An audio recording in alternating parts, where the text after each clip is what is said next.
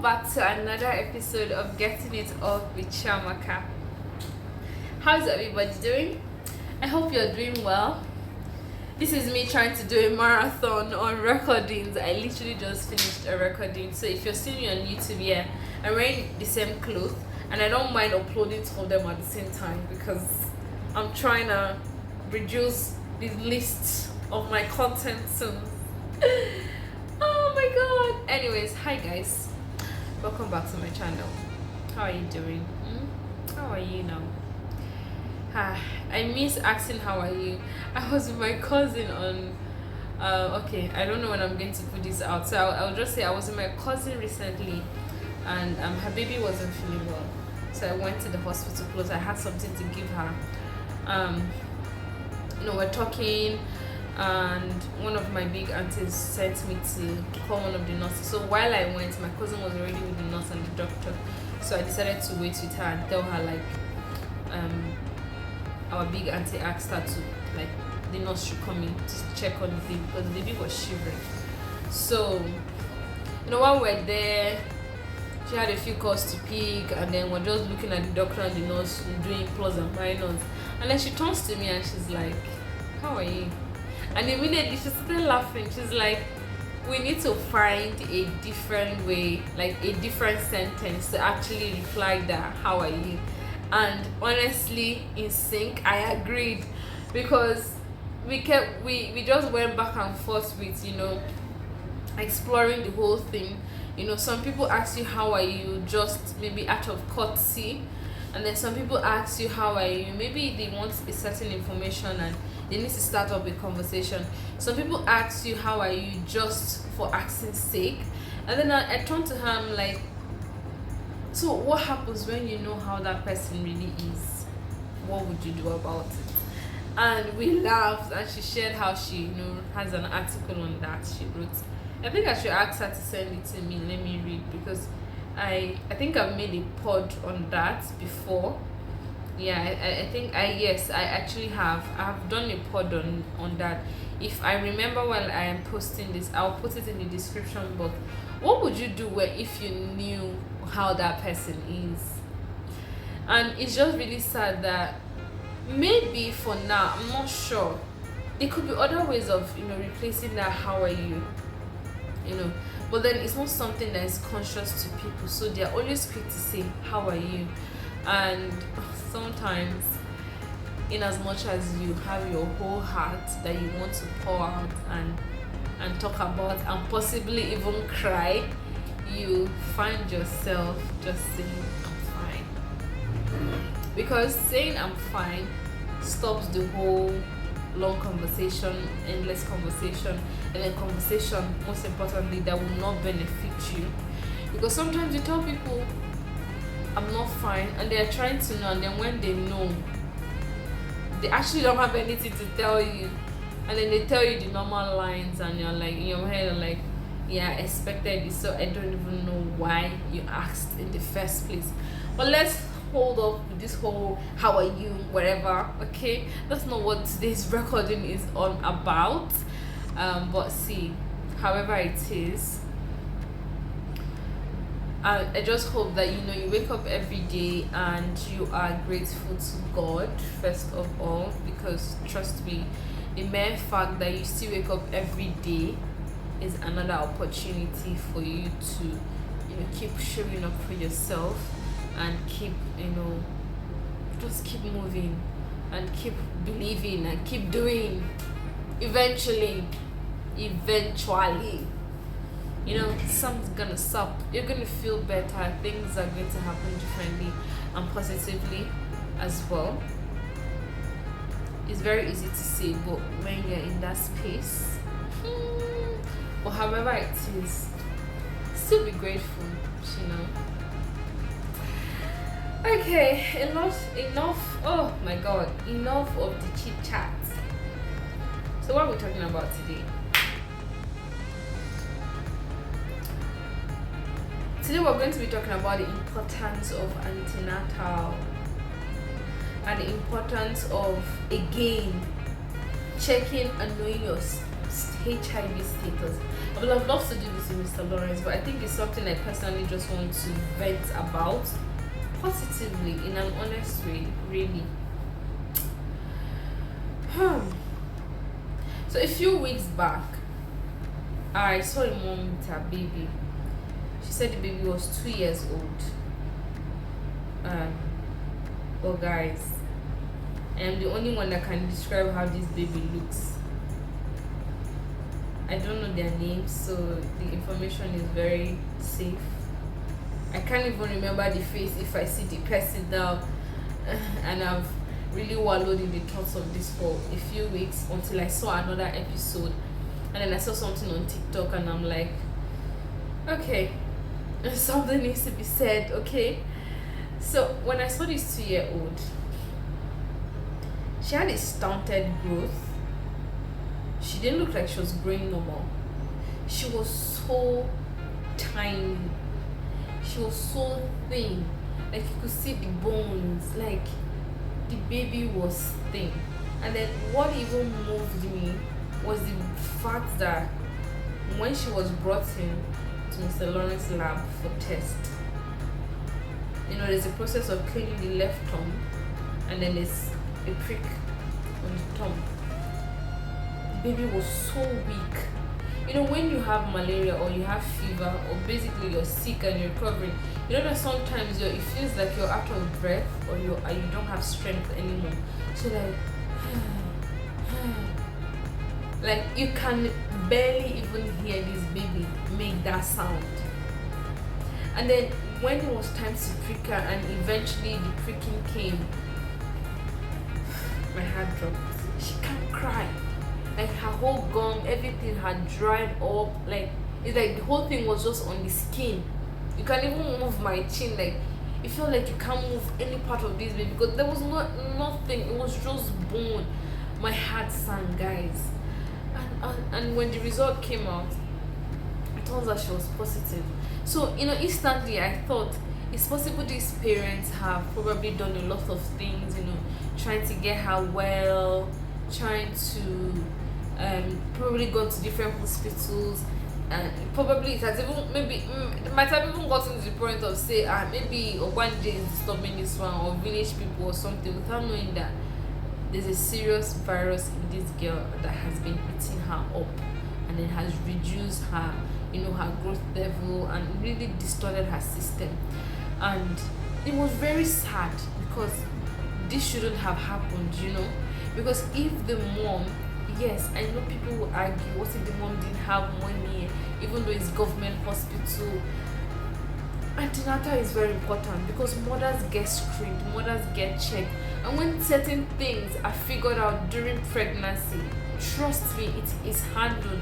At least if you don't even trust the government hospital and you trust the private one, at least you know what you're dealing with. So for this baby to have this thing, it's not, I don't think it's maybe gotten from me. I don't know. The first point of investigation is that she got it from the mom, from birth. I think Mr. Lawrence tested the mom, but I can't remember because I couldn't bear seeing that baby in that state. I think I left. I think I had to leave because I couldn't cry. I was just so sorry and sad. I just left the lab. I don't know. I think it's fair to say I got emotional and I just left. I couldn't stay there. And when I got back after I closed outside, it wasn't even something that I remembered to talk about with Mr. Lawrence. It's just like I can't do that. Welcome to Nigeria again. They took the light while I'm recording. But yeah, so that was the first time I saw that, and trust me, when I saw that, I actually wanted to write about it, guys. I need to get back to writing. I hate that I've been distracted. I have tons of things I want to write about and talk about. Like I really need to get back to myself. The whole distractions that have happened, they were not worth my time. They weren't, and I need to go back to me. Okay, so after that episode, I couldn't write about it. And then one day, outside, I saw a baby girl. Yeah, she's still a baby. She's under 10. She had stunted growth as well. She was so tiny, so small, so fragile. She couldn't even walk. I know when I was trying to describe it to my colleague, I was trying to use a kwashiorkor child. But I think a kwashiorkor child at least has a protruding swollen stomach. But this baby is dry, like dry. I don't know how to describe, like I'm just feeling very emotional right now. But don't worry, I won't cry. It's just a very sad view to have seen. You know, for the baby to walk, the mom has to hold her up to her hip area to help her walk because she's a lot bigger. So I don't think it's something her mom she can carry. And then try to be careful because you don't know if you're breaking any bone because guys, the baby was all bones. When you hear someone is all bones, like this person is, you hear about models that have to lose a certain amount of weight, like huge amount of weight, to be able to be picked to appear on runway and all that.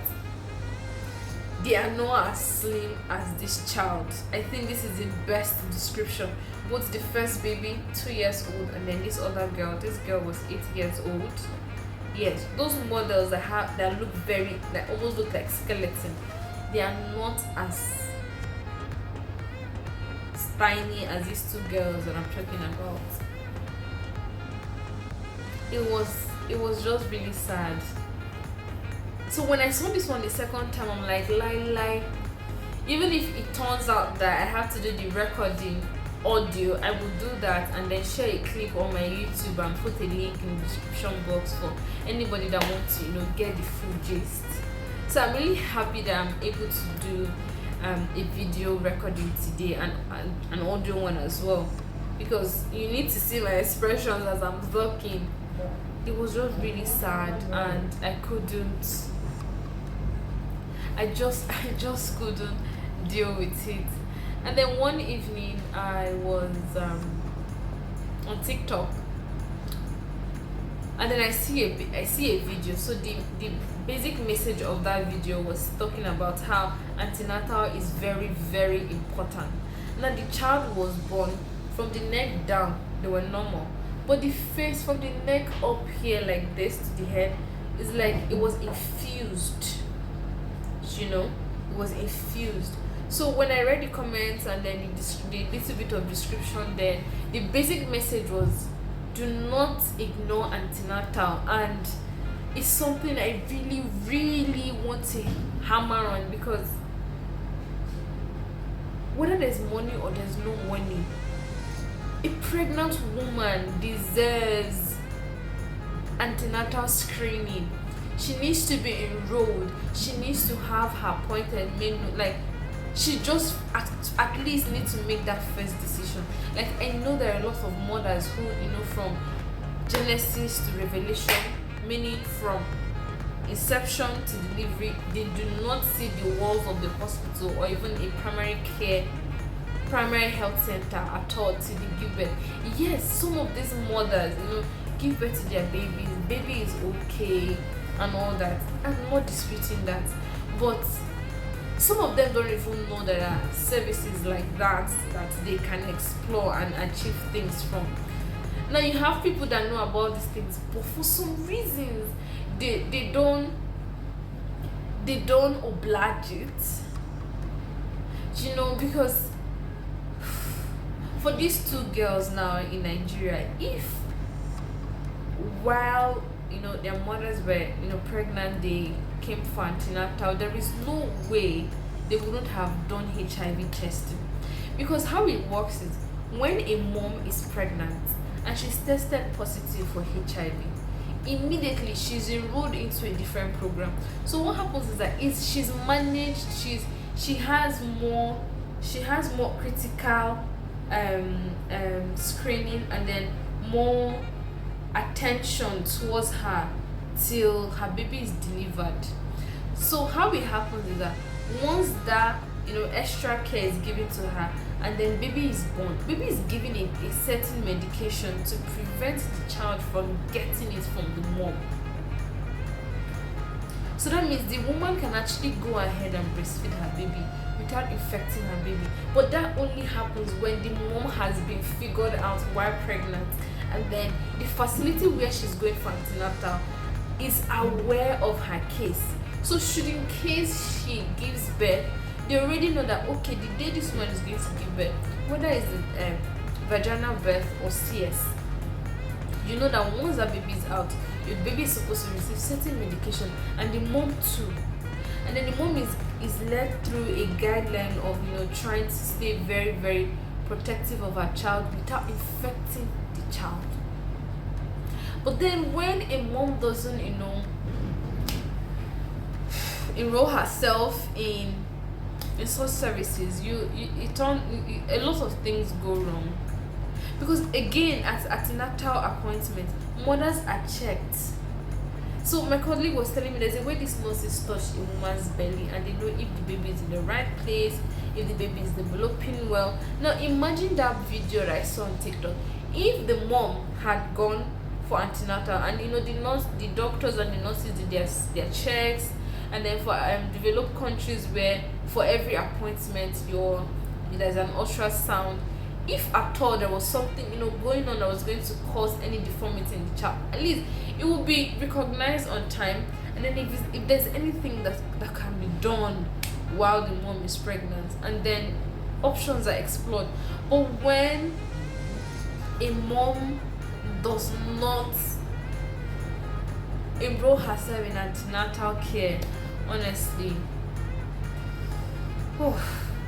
it's just a lot. And then I think it now makes sense why mothers take TT. I think I was going to ask my colleague the basic why mothers take tetanus injection. I think I'm going to find out about that. But I think it now makes sense why they do that. And then I remember my colleague having malaria like the last days before she gave it. Did you know that if a woman has malaria while pregnant and she does not treat it properly, now I'm not talking about you're having malaria symptoms, you're a pregnant person, and then you go to a pharmacy or you go to a chemist to get prescription, I actually don't even advise that unless maybe you have spoken to a doctor and then the doctor asks you a few questions over the phone and then prescribes drugs for you. But then we'll still advise you to come to the hospital to do tests to find out like the rate of that, so that you know that if you have to receive injection. Because the major reason why babies, listen to me, the major reason why babies have jaundice at birth is when moms have maybe infection or malaria or something and they don't treat it properly. I think especially malaria. My colleague had malaria. Like the whole thing started on a Monday. By Thursday, my colleague was down, and then she was already on drug. Now, lo and behold, the following Monday, that weekend leading to Sunday, my colleague gave birth on a Sunday, and then they came to the hospital she came to the government hospital where we're working on a Monday. And I remember when she came to give her baby BCG, she kept asking the nurses to check her baby if there are signs of jaundice and all that, to show you the importance of antenatal, doctor checks, possible deformities or anything, possible confirmation of HIV or infection, and then channeling the whole thing to effective and proper medication. Ladies and gentlemen, please, while I was thinking about doing this recording today, as I was walking into the church this morning, I was like, somebody will argue God gives, so God will not allow his own to be born with so. Let me tell you something. God gives the child, but God has put that child in your care.